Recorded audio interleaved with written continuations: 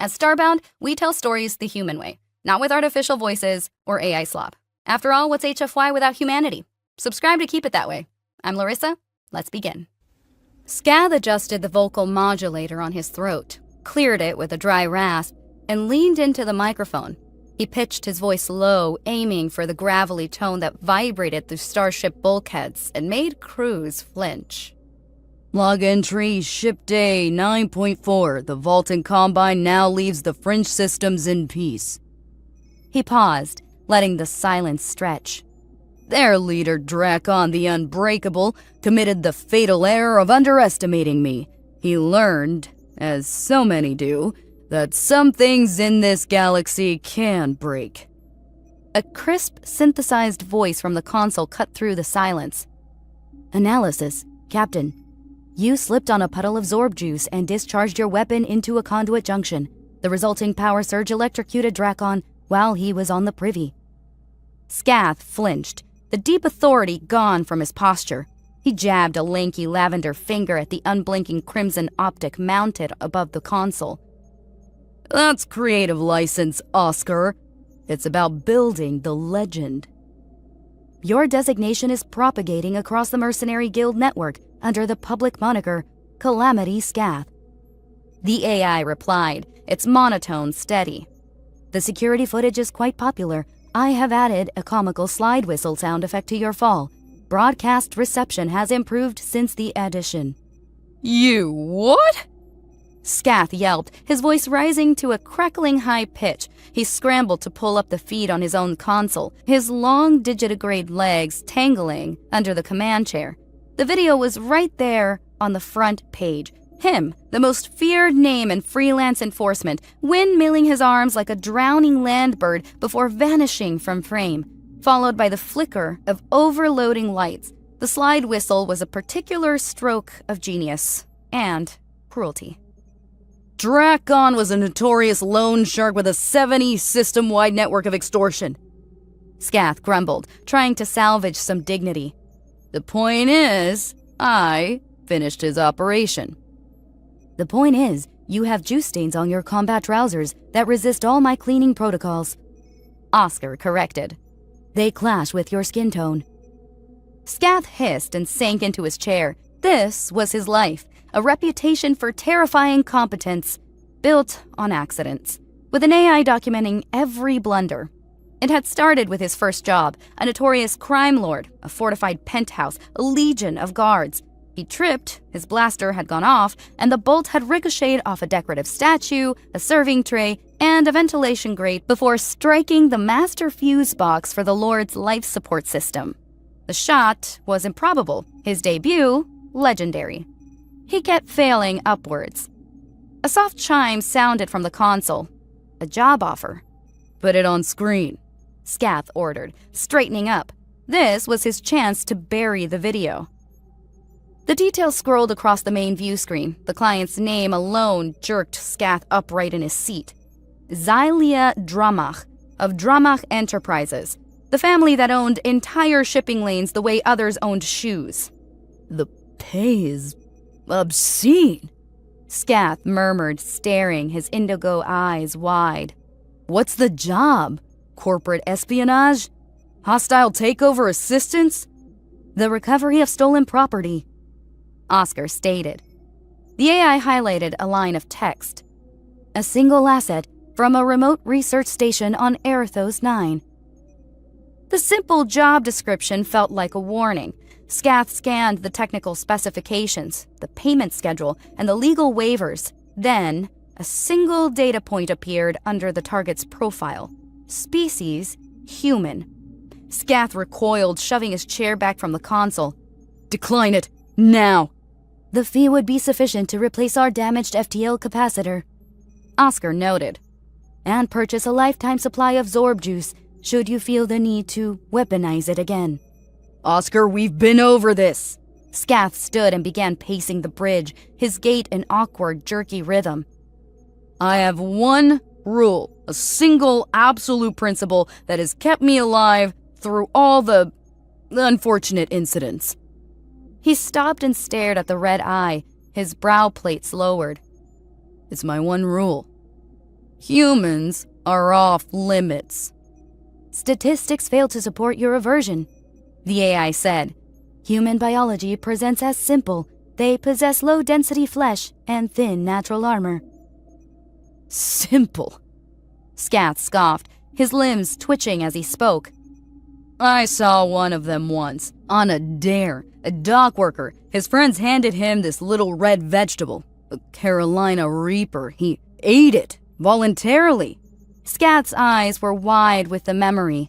His face turned crimson, liquid leaked from his eyes. He cursed his ancestors and the silent gods that forged the cosmos. He looked like he was dying. Scath leaned closer to Oscar's sensor. And then, 3 minutes later, he stopped, wiped his face, and went back to lifting a 2-ton cargo container by himself, for fun. He gestured wildly in exasperation. What kind of creature willingly subjects itself to that level of agony as a form of recreation? A species that treats self-torture as a trivial pastime must be avoided. Their resilience is staggering. Their relationship with pain is casual. I avoid them. Dictate the refusal. Scath cleared his throat, slipping back into his professional mercenary voice. Message to Zalia Dramach. Decline. Reason? Client is insane. Target is human. Send it. Message dictated. Oscar confirmed. Scath nodded, satisfied. He sidestepped another disaster.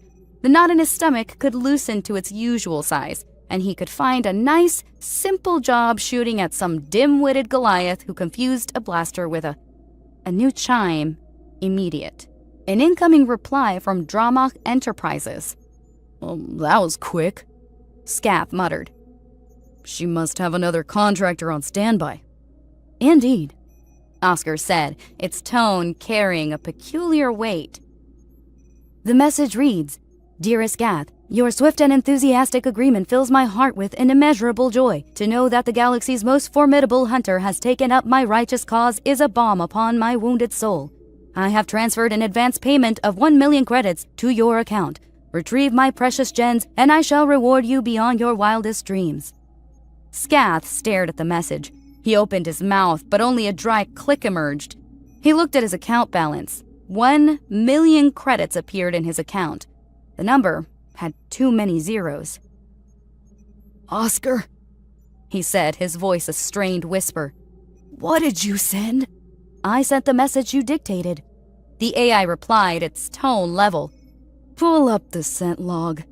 A small window popped up on the screen. Scath read the text, and a heavy weight settled in his gut. To the esteemed Zalia Dramach. I decline to refuse. Your reasoning is sound. The target's humanity is a trivial detail. Scath. For a long moment, the life support's low hum and Scath's high-pitched wheezing filled the bridge. He spun to face the unblinking crimson optic. You sabotaged me? A predictable user error, Oscar said, its voice even. Your enunciation becomes imprecise when you are agitated. The system likely misinterpreted insane as is sound and filtered the rest as redundant qualifiers. Filtered it? You edited my one rule out of existence!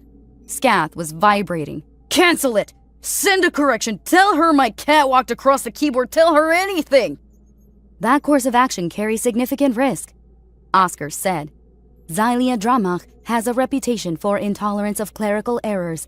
Backing out of a confirmed contract with Dramach Enterprises would blacklist you from every guild contract in the sector, revoking your access to all work, even as a reuse collector on a penal colony. Furthermore, they would likely dispatch a team to ensure your permanent retirement. The AI paused. Their termination teams erase all traces. Scath slumped into his chair, the fight gone from him.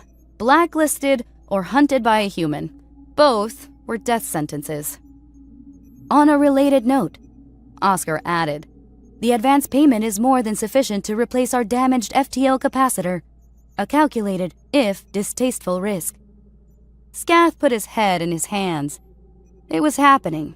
He would have to hunt a human, a casual enjoyer of agony and heavy lifting. He would die. A lot. The unfortunate incident descended through the thick pollen-choked atmosphere of Erthos 9. The planet was a riot of green and violet, a jungle world buzzing with hidden life.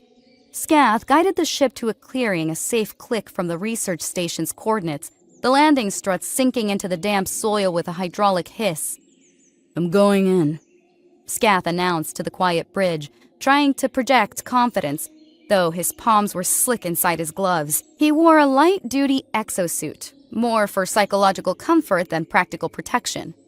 "A bold declaration," Oscar replied through the suit's internal comms. "Do try to remain operational for at least 10 minutes. The Bion fabricator is still cycling from its last diagnostic." "Just keep the ship warm," Scath grumbled, cycling the airlock. The outer door hissed open, revealing a wall of humid air and the cloying sweetness of nectar-heavy flowers mingled with the sharp tang of rot. He stepped out onto the damp earth, his blaster rifle feeling insubstantial in his hands. The path to the station was a well-trodden trail winding along a precipitous cliff edge. Far below, a valley floor teemed with pulsing, trigger-sensitive flora. A familiar tightness gripped Scath's chest. Every rustle of leaves promised an ambush. Every snap of a twig was a precursor to doom. He crept forward, placing each foot with care, scanning the shadows, vines, every suspicious-looking rock. The path remained empty. It was too quiet. Humans, he read, were noisy creatures. This one was a silent hunter, a predator. He stepped on a patch of trail that felt soft underfoot. A soft click echoed from beneath the dirt. Scath froze. That sound. It was the universe's polite way of saying, "You have made a grievous error." The jungle floor erupted with a volley of hard, round objects that shot out from hidden launchers embedded in the cliffside. They were the size of his fist, a mottled blue color, and they hit his exosuit with a series of percussive thwacks. Fruit. The produce barrage was relentless. Thwack, thwack, thump. One struck his helmet with enough force to make his vision swim. Another hit the suit's knee joint, buckling his leg. He stumbled, arms flailing. The impacts from the left came harder, forcing him right toward the path's edge. He teetered on the precipice for a single ridiculous moment, his mind struggling to process the absurdity of his situation. As gravity took hold and he plunged into the valley below, a single thought eclipsed all others. "This is so embarrassing." Consciousness returned with a jarring finality of a system reboot. Scath gasped, his new lungs filling with sterile air in the Bion fabricator chamber. He was lying on a cold metal slab, naked, slick with nutrient gel, and trembling from the synaptic shock of reinstantiation. "Welcome back, Captain," Oscar chimed from a nearby speaker. "Posthumous reinstantiation complete. Time elapsed since last operational death, 8 minutes, 23 seconds. A new record." Scath sat up, wiping the goo from his eyes. He could still feel the phantom impact of his long fall. "Status report," he managed, his voice raspy. "Your previous body is unrecoverable. It made a significant impact with the valley floor," Oscar reported. "The local fauna are currently engaging in enthusiastic recycling." A screen on the wall flickered to life, showing helmet cam footage of his final moments. Oscar had already taken the liberty of putting it in slow motion. "Is the comical sound effect necessary?" Scath asked, watching his own panicked face plummet toward the ground. "I believe it elevates the material," the AI replied.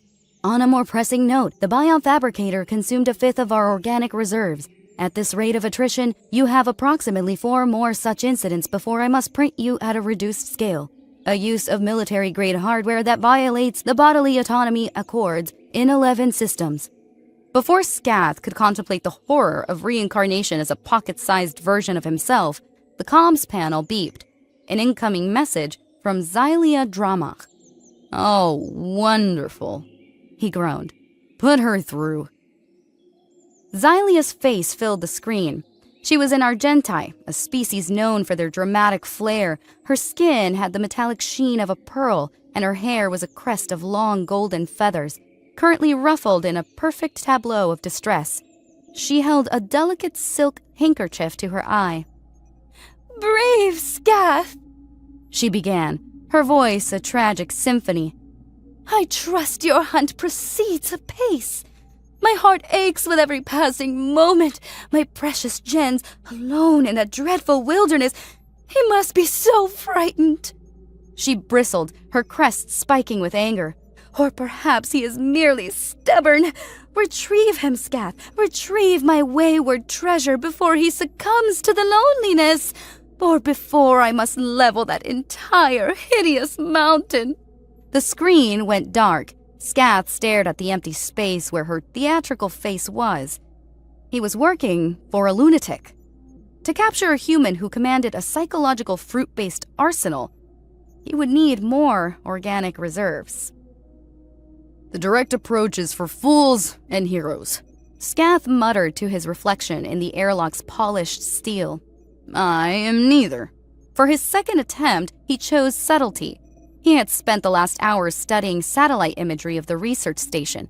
He identified a weak point, a service entrance nestled in a small canyon around the back, used for waste disposal and supply deliveries.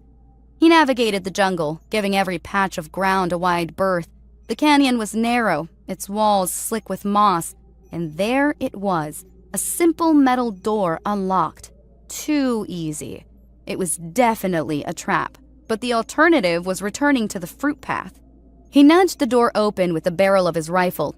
A narrow utilitarian corridor stretched before him, lit by humming fluorescent panels. He took a cautious step inside. A tinny voice laced with panic echoed from a hidden speaker. "Go away! This is your final warning!" It was the human. He sounded young and terrified. This was a good sign. Maybe the pepper eater was an outlier. Maybe this one was just a soft, frightened creature with whom he could reason. Scath took another step forward, lowering his rifle. "I'm here to help," he called out. "My client just wants to talk." Hiss. The sound came from the vents in the ceiling. Scath looked up. A thick pink substance sprayed into the corridor, expanding at an alarming rate. It smelled sickly sweet, like artificial strawberries, and it glittered.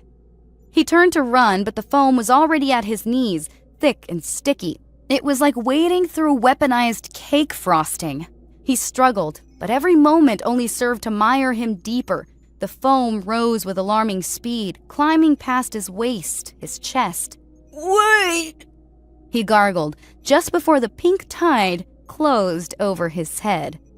His last sensation was the indignity of it all. Less the lack of air, less the cloying sweetness, more the certain knowledge that an industrial quantity of craft supplies was about to suffocate him. The universe, he decided, had a strange sense of humor. Scath woke up sputtering, spitting nutrient gel onto the fabricator chamber floor. He hacked and coughed a phantom tickle in his sinuses. "Welcome back, Captain," Oscar droned from the speaker. "You will be pleased to know that I have filtered all residual glitter from your cortical imprint. However, the organic slurry is now at 3/5 of its full capacity. At this rate, the next reinstantiation will require me to divert power from the weapon systems during the 10-minute cycle. This would leave us exposed. You are proving to be a remarkably expensive asset." "He filled the hallway with sparkly doom foam," Scath rasped, wiping a stray speck of holographic pink from his eyelid. "What kind of monster does that?" "An inventive one," Oscar admitted. "His methods preserve life, yet inflict deep humiliation. I find this mission entertaining." "I'm glad one of us is." Scath staggered to his feet. After 2 ridiculous, undignified deaths, only one option remained. He marched to the comms panel on the bridge. "Open a channel to the station. Audio only." After a moment of static, the channel opened. "I told you to go away!" The human squeaked, his voice still thick with fear.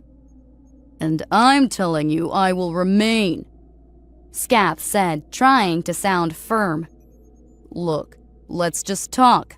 I am a contractor, separate from Xylia's personal goons, a third party, a diplomat with empty hands at this point." The channel hissed with static for a long moment. "You're a mercenary," the human said, his voice dropping. "Scath. I've heard of you. You broke the vault in Combine."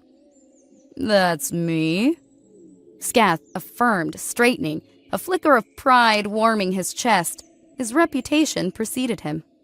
Maybe he could intimidate his way out of this. "I also know that Xylia only hires the most expensive muscle when she's tired of playing games."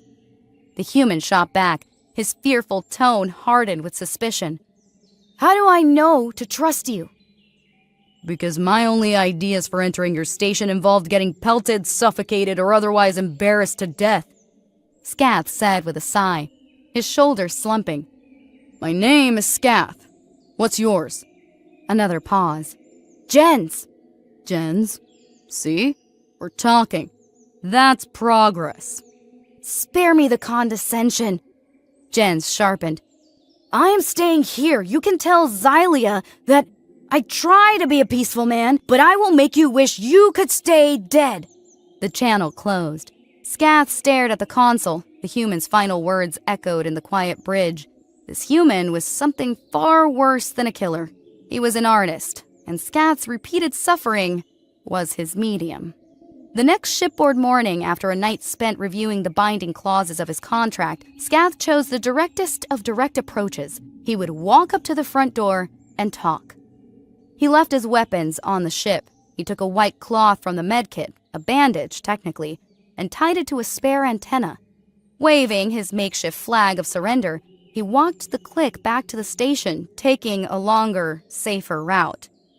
He stopped a good 50 meters from the main entrance, a reinforced circular airlock built into the cliff face. "Jens!"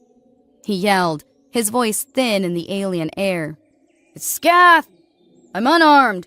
I just want to talk. I'll stay right here." He waited. The path remained empty.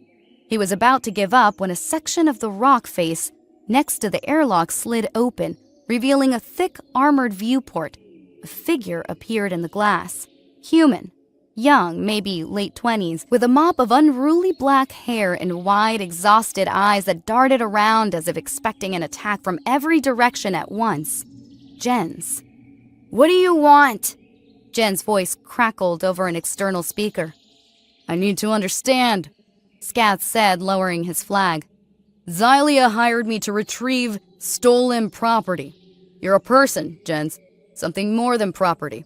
Explain the situation." The tension in Jen's jaw eased for a fraction of a second. He gazed with a hunger for simple conversation. "She's possessive," he said, the understatement hanging heavy in the air. "She loves me the way a collector loves a rare artifact. She owns me, or so she thinks. I had to escape that life." The picture sharpened for Scath. This was an abduction disguised as a recovery. "I built this place," Jen said, a hint of pride in his voice. "A place beyond her control. I just want everyone to leave me alone." Scath sympathized, but sympathy offered no repair for the FTL capacitor. "I understand, but my contract is binding, Jens. We need a way to resolve this." At his words, the tension returned to Jen's face. "Resolve this? I know what that means." Just then, a small panel slid open in the wall beside him. Scath tensed, expecting more fruit or foam. Instead, a swarm of small silver drones about the size of his hands zipped from the opening. They hummed like angry insects, their little propellers whining. They just flew up to him and started poking him. One poked his arm, another his leg, a third jabbed him in the back. It was annoying. Incredibly, relentlessly annoying. "Hey!" Scath swatted at one, but it dodged easily. More drones joined the swarm, their pokes becoming a constant percussive battery against his body. He flailed, trying to fight them off, looking utterly ridiculous. "Stop it! Jens, call them off!" Through the viewport, Jens watched, his brow furrowed, a muscle twitching in his cheek. The pokes continued. Poke, poke, jab, poke. Scath stumbled backward, trying to get away from the infuriating swarm. His heel caught on something. He looked down. The airlock's welcome mat was inflating, turning into a slick, angled ramp.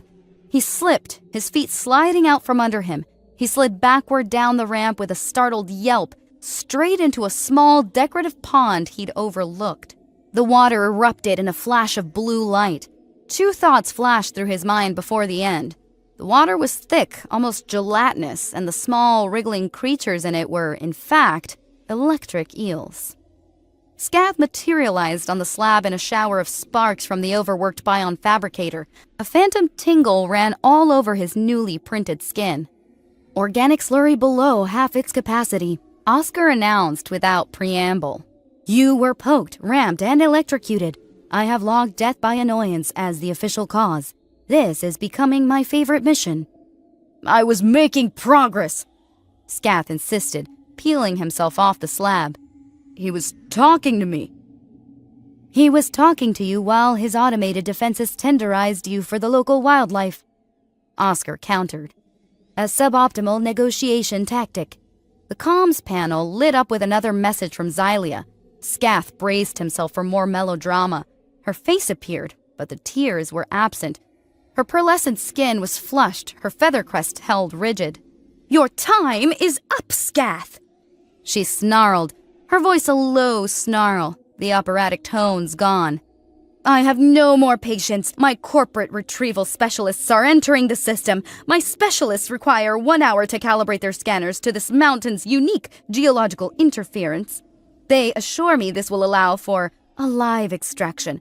I'm giving you that hour to deliver Jens yourself.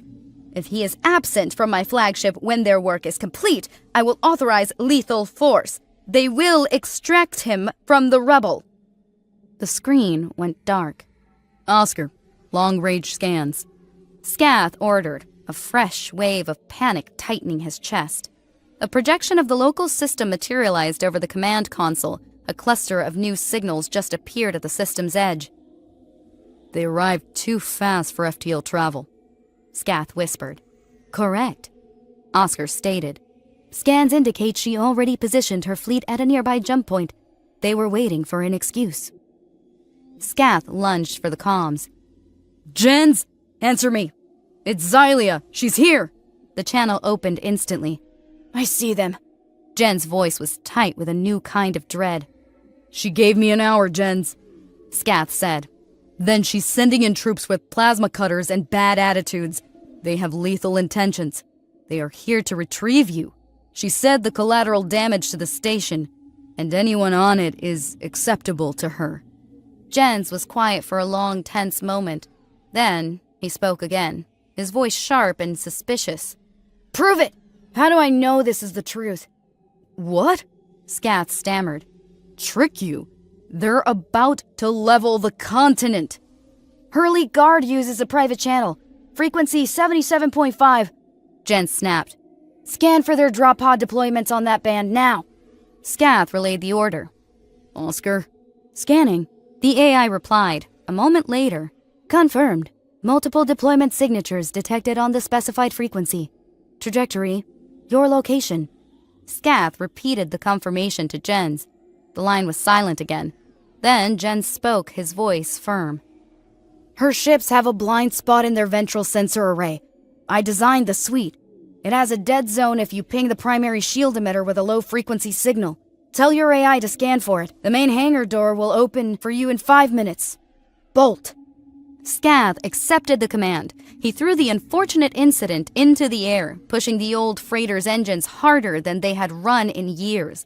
He skimmed the treetops, the ship groaning in protest. Just as he cleared the ridge overlooking the station, the sky flashed. The orbital bombardment had begun. Lances of plasma fire slammed into the cliff face, showering the jungle in superheated rock.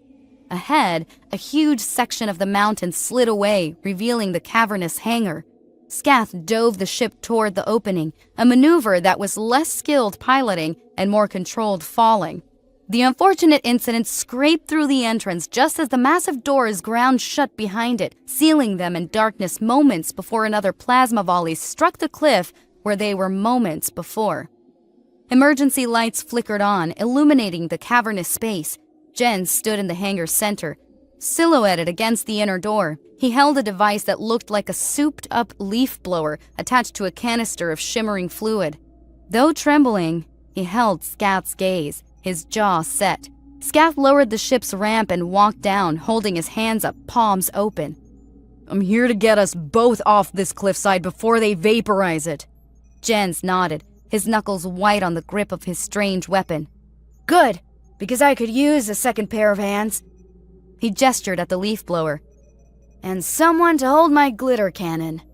They stood there for a moment, a lanky lavender alien fraud and a human engineer, wiry and paranoid, united by a common, extravagantly wealthy enemy. She's obsessed, Jens said, lowering his weapon. It started when she was my patron, funded my research.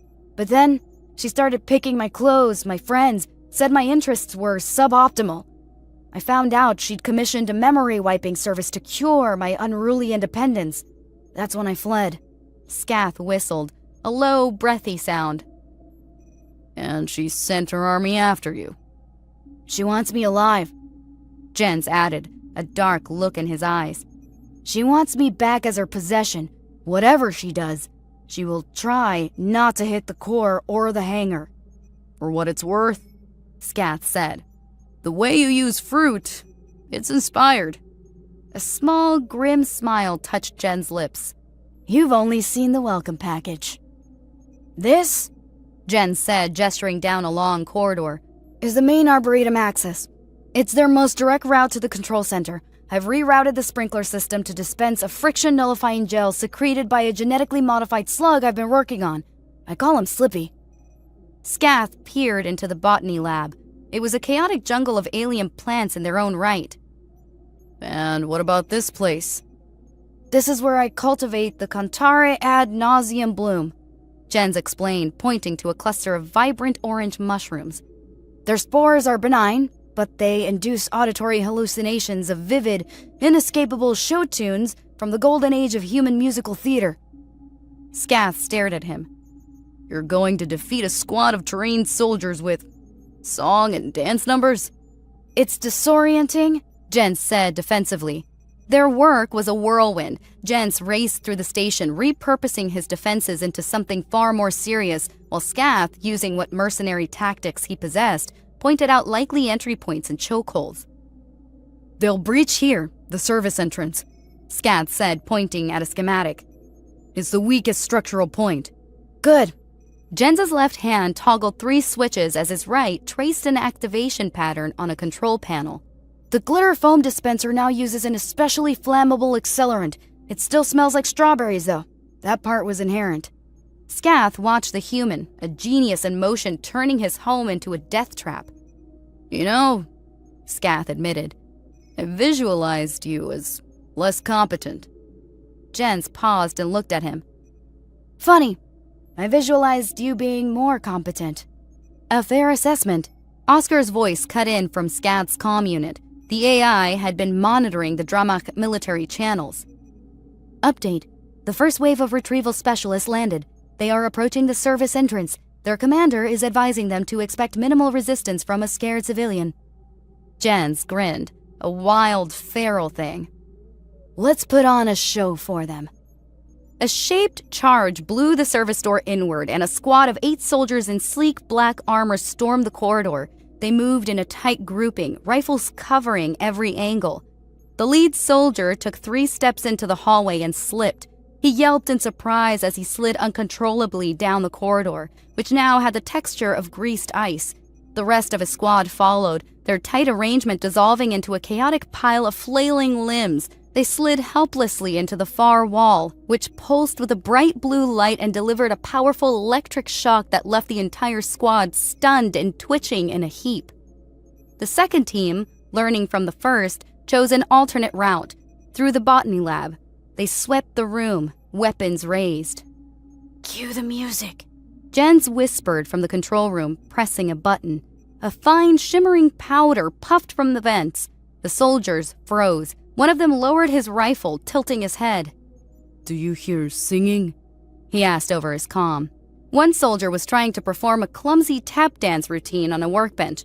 Two others were locked in a heated argument over who had the better baritone. Their commander was standing stock still, belting out a surprisingly heartfelt, if discordant, rendition of a classic show tune using his plasma rifle as a microphone. Scath, perched precariously on a ventilation duct in the ceiling above the lab, watched the chaos unfold. The squad sergeant, a massive Goron, shook his head as if to clear it. The spores were having a delayed effect on his species, unusual biology. The Goron raised his weapon, aiming it at the control room viewport where he'd spotted movement. Adrenaline burned through Scath. He had brought an oversized wrench with him for, well, a person should have one when defending a besieged fortress. In his haste, his grip slipped. The heavy tool tumbled from the ductwork, falling end over end. The wrench landed with a dull metallic clonk squarely on the sergeant's helmet. The big alien collapsed, his eyes rolling back. On the monitor in the control room, Jen stared. Nice shot. Scath, still clinging to the duct, tried to look nonchalant. All part of the plan. They fell back to the secure control room, a reinforced bunker at the station's heart. Monitors lined the walls, showing corridors filled with either unconscious soldiers or those still lost in their musical fugues. Jen slumped into the chair, running a hand through his already frazzled hair. The tension left his limbs as a deep weariness set in. I am amazed that worked. One must respect the power of musical theater, Scath said, nursing a bruised elbow from his near fall. His heart still hammered in his chest, a strange energy buzzing through him. The quiet settled between them. The hum of the station's life support seemed loud. You know, Scath said, breaking the silence, my entire reputation, it's a sham. Jens looked at him curious. My first job, Scath confessed, the words coming out in a rush. Big-time crime lord. My job was to create a distraction. I tripped over my own feet, fired my blaster by accident, and the shot ricocheted half a dozen times before shorting out his life support. Everyone called me a genius, a master of improbable angles. I've just been tripping ever since. Jens stared at him for a second. Then he laughed. It was a real deep laugh that seemed to shake the tension out of his entire body. You're kidding me! I wish I were, Scath said, but he found himself smiling. The laughter died down, and Jens's expression turned serious again. They'll send more. Professionals. They will adapt. The same tricks will fail. Our defense is temporary, Scath agreed. Then we go on the offensive, Jens said, a new light in his eyes. He turned to a large schematic on the main screen. It showed a cross-section of the entire mountain. We have to get out of here, and we must ensure Xylia leaves me alone for good. He tapped the screen. I know her ships. I helped design the sensor suites. That's how I knew about their blind spot. His mind was clearly racing, connecting ideas. We need more than an escape. We need leverage. A new, audacious plan formed, something to fight back.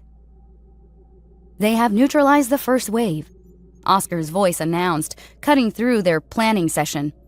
Xylia is displeased. Her comms channel is a fascinating study in creative invective. How displeased? Scath asked. She has deployed her elite guards, Oscar replied. 10 of them. Armor specifications suggest they can withstand direct plasma fire. They carry industrial-grade plasma cutters. They are creating their own doors. On the monitors, they saw it. A team of imposing figures in heavy silver armor was cutting a new entrance through a solid rock wall. They moved with deliberation, their movements economical. They're bypassing the corridors, Jens said, his voice tight. They're coming straight for the core. We need a bigger trap, Scath said. Jens brightened. He pointed at the schematic again, at a massive conduit running from deep within the planet up through the station. The primary geothermal vent. I use it to power the entire station. It taps directly into a magma pocket 3 kilometers down. I've rigged the pressure regulators with an overload function, a self-destruct, in case of a catastrophic containment failure. Or a hostile takeover. Scath finished. If I trigger it, Jens explained, it will vent thousands of tons of superheated steam and rock out of every exhaust port on this mountain. It will be a direct eruption. It will render the station temporarily useless, but will make the entire cliffside hostile for a few hours. It'll take out her ground troops, Scath realized. and the steam cloud will blind their ship sensors, give us cover to escape. But there's a problem, Jens said, his face falling. The overload requires a manual authorization from the control room on the sublevel. It's a physical switch, a failsafe. And that's exactly where they're heading. They looked at each other. One of them had to get down there through a path about to be overrun by 10 heavily armored soldiers. Scath took a deep breath. The Bion fabricator was a miracle that was ridiculous, illegal, and life-saving. He would use it properly. He gave Jens a wry smile. My ship can print me a new spine. Can yours? The run was a sequence of steel corridors and blaring alarms. The screech of plasma cutters chewing through rock somewhere behind him drowned out the thud of Scath's own footsteps as he sprinted through the station's lower levels. They have breached the sublevel perimeter, Oscar reported in his ear, its tone unchanged. Estimated time to your position, 90 seconds. Energy bolts, hot and red, singed the walls around him. The elite guards were faster than he'd anticipated. He ducked into the control room, a small, cramped chamber dominated by a single large console, and slammed the door shut. Heavy metallic thuds hammered against it. They were trying to break it down. He scrambled toward the panel, but a blast of laser fire punched through the door, striking it and showering him with sparks. The main controls were dead. The incoming fire pinned him down. The failsafe was a large red button under a protective cover on the far side of the console, just out of his reach. This is a suboptimal outcome, Oscar observed. Got any bright ideas? Scath hissed, huddling behind the console as another volley melted a hole in the door. He darted his gaze around the room, searching for anything, an escape, a weapon, a lever. A thick, frosted pipe ran along the ceiling directly above the doorway. Oscar, he said, pointing with his blaster. That pipe, what is it? That is the primary coolant line for the geothermal vent, Oscar explained. It is pressurized to 3,000 psi with a cryofluid that remains stable at negative 200 degrees Celsius. The AI paused. A structural rupture would create a significant, if temporary, distraction. Scath looked from the conduit to the glowing door. The idea was stupid and suicidal. Perfect. Jens, get ready! He yelled into his comm. He stood up, leveled his blaster at the pipe, and fired. The explosion was a silent, violent rush of white. The cryofluid vaporized instantly, flash freezing everything in the room. The blast caught the elite soldiers just beginning to breach the door, frosting over their advanced armor, slowing their movements to a halt and freezing them solid. Scath felt a bone-shattering cold, a pain so intense it erased feeling. His limbs locked up. The cryomist encased him in a tomb of ice, but his momentum carried him forward. With the last iota of kinetic energy his body possessed, he fell against the console, slamming his frozen hand down on the protective cover, shattering it and pressing the big red button beneath. Across the station, in the main control room, Jens saw a confirmation light flash green. He acted instantly. Jens initiated the final sequence. Red lights bathed the control room, and a deep guttural roar built from the mountain's bowels. It was the planet itself clearing its throat. Oscar, get him printing! Jens yelled, already running for the hangar. Now! On the monitors, he watched it happen. The ground outside the station trembled. Then, with a cataclysmic roar, the geothermal vent erupted. Dozens of hidden exhaust ports all over the cliffside blasted out columns of superheated steam and molten rock. The controlled blast scored the mountain, decimating the landing parties of elite guards and forcing Xylia's ships to scramble back to higher, safer orbit. A massive cloud of steam and debris billowed out from the cliff, an impenetrable shroud that baffled sensors and turned the sky to roiling gray. The cloud provided the perfect cover, their only chance. Jens slid into the cockpit of the unfortunate incident, the roar of the eruption shaking the foundations of the hangar around him.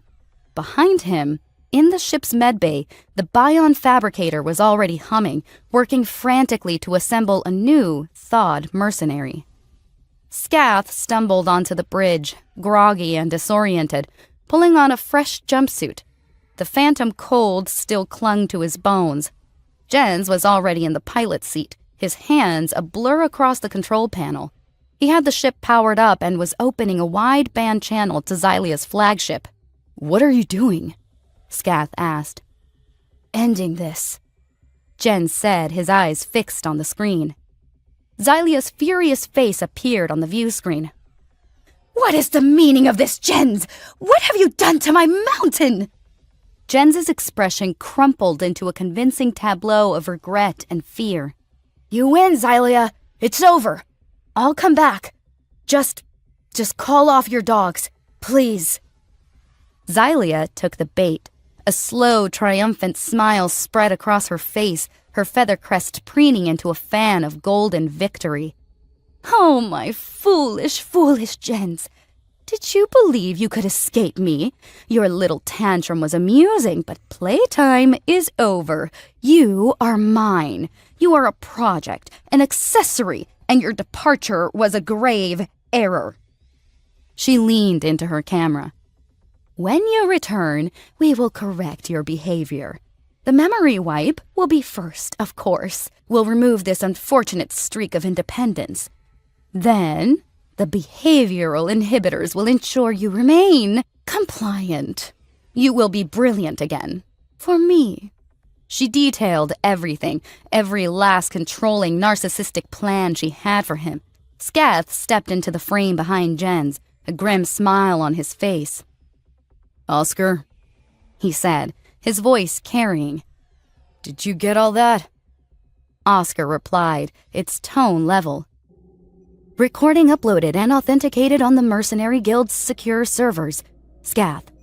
I have forwarded encrypted copies to her primary corporate rivals. Their stock traders seem quite interested." Xylia's face froze, the color drained from her pearlescent skin. The golden fan of her crest collapsed. While Xylia's flagship bridge descended into chaos, Scath shoved Jens into the co-pilot seat and slammed the throttle forward. The unfortunate incident blasted out of the hangar, straight into the turbulent steam cloud. They flew blind, the ship shuddering as the eruption's aftermath buffeted it. A few of Xylia's ships, their crews recovering, managed to fire a few parting shots. Red energy bolts sliced through the gray soup around them. Scath jinked and waved, flying on pure instinct. "Visibility is 0! "Jets in port 9! Jens yelled, pointing at a control. "Now!" Scath slammed the button. A small pod ejected from the ship's underbelly, tumbling back toward their pursuers. "What was that?" Scath asked. "A parting gift," Jens said with a grin. "A pod of genetically accelerated Vitus adherence seeds. They're attracted to high-energy outputs like engine intakes. They sprout into fast-growing, incredibly sticky vines." Behind them, a pursuing ship sputtered, its engines choked with a thick green mass of alien vegetation. It veered off course, its pilot cursing. They broke through the steam cloud's edge and into the clear black of space. Scath used the opportunity. He engaged the FTL drive. The stars stretched into long lines of light, and Erithos 9, along with the disgraced Xylia and her vine-covered fleet, vanished behind them. In the quiet hum of FTL transit, the knot in Scath's stomach unwound. Scath and Jens sat at the small table in the ship's galley, sharing a meal of replicated protein cubes that had a texture of firm gelatin and a faint, savory flavor the ship's computer labeled avian. "So," Jens said, poking at his cube. "What now?" "I was about to ask you the same thing." "My thoughts are a blank on that," Jens admitted. "My only thought was getting away. My plan ended there." Scath found himself offering a destination. I can drop you at Huber Station. It's a big neutral station in the Attican Traverse. Good place to disappear, find work, start over. Jens looked at him, gratitude softening the lines of exhaustion around his eyes. Thanks, Scath. Later, back on the bridge, Scath pulled up his Mercenary Guild profile. He looked at his one cardinal rule, still displayed on his public page. He considered deleting it. He'd hunted a human and survived. He'd even, in a strange way, won. Instead, he went into the editor. He selected the line, made it bold, and put in all caps. Then he added a little extra. It now read, "Humans are off limits. At all costs. Seriously, this is a sincere warning. Find a different target." Oscar's red eyes seemed to brighten. A prudent adamant captain, your capacity for self-preservation continues to develop in surprising ways. For the first time since Scath had activated the AI, it almost sounded like a compliment. Huber Station was a kaleidoscope of light and life, a sprawling city in the void. The unfortunate incident docked in a public hangar filled with ships and beings from 1,000 different worlds. As Jens prepared to leave, he initiated a transfer from his personal account to Scad's. The number that appeared on Scad's terminal was significant. "What's this?" Scath said. "Payment," Jens said. "for services rendered, and for the repeated dying. Hazard pay." This is beyond generous. "I want to," Jens insisted. "You saved my life." They stood at the ramp's bottom, the station's noise swirling around them. They shook hands. The gesture was stiff, but necessary. "If you ever need an engineer who specializes in creative deconstruction," Jens began. "I'll be sure to fly in the opposite direction," Scath finished. They both grinned. Scath watched as Jens, the paranoid genius who fought with glitter and show tunes, disappeared into the station's bustling crowds, a free man ready to begin again. Back on the bridge, Scath propped his feet up on the console. The ship felt cavernous. The silence pressed in. "Analysis." Oscar's voice broke the silence. "The human's presence increased shipboard excitement levels exponentially. I register his absence." "I register it too," Scath said. A job alert pinged on the console. Scath brought it up. It was a simple cargo run, transporting agricultural equipment to a developing colony. The pay was modest, but honest. He looked at the contract for a long moment, a genuine smile spreading across his face. The adventure was terrifying, humiliating, and the most alive he'd ever felt. But for now, quiet sounded perfect. "Oscar," Scath said. "accept it. And this time, ensure the transmission is accurate." The AI's red optical sensor seemed to brighten. "As you command, Captain. It is good to be back to our regularly scheduled incompetence." The ship's engines hummed a new tune as it disengaged from the station, setting a course for the next, perhaps less eventful, unearned success.